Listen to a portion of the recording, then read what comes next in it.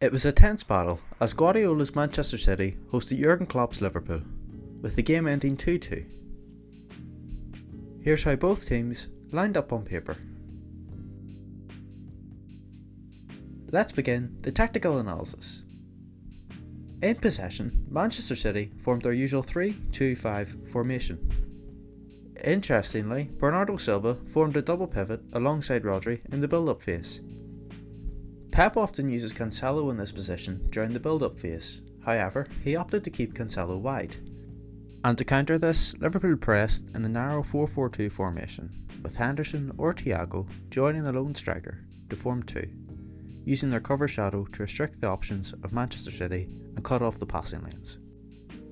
Liverpool's narrow 4-4-2 press meant that space in central areas was restricted, and perhaps Pep believed it would have been better to keep Cancelo out wide, where he could create an overload against Trent Alexander-Arnold.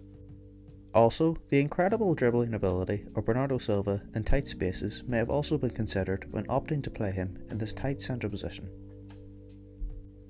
When Manchester City were in possession, Kevin De Bruyne played ahead of the double pivot of Silva and Rodri, and his role was to find space in between the lines where he could receive the ball and hurt Liverpool with his ability. This was the story of the first half. Manchester City were simply too fast for Liverpool. As we can see below, after the free kick is awarded to Manchester City, Liverpool's players are speaking to the referee.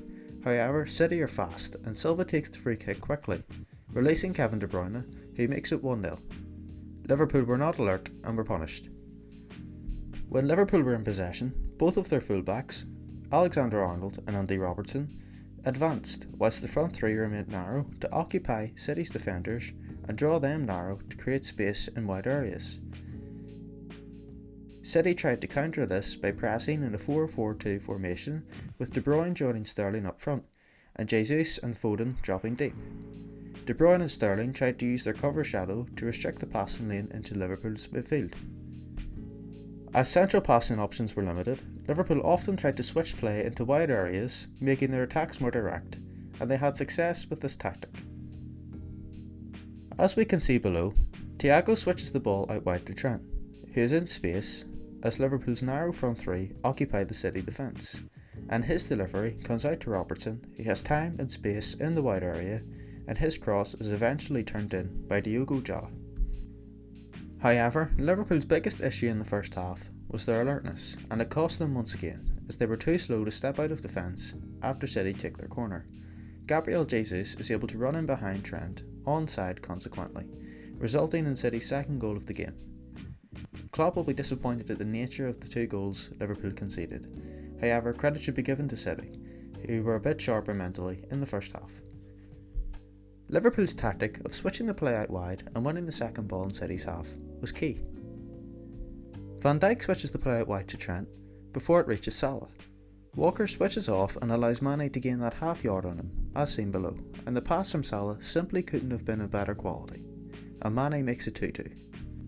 Both sides really pushed to win the game, and attempted to break the lines of each other throughout the rest of the second half. However, Liverpool held their line well and restricted Manchester City.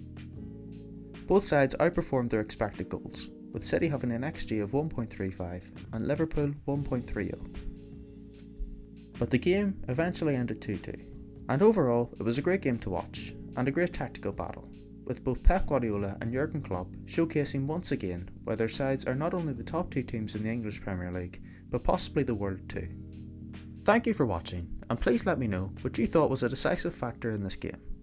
And don't forget to hit subscribe so you can follow more analysis like this as the season progresses.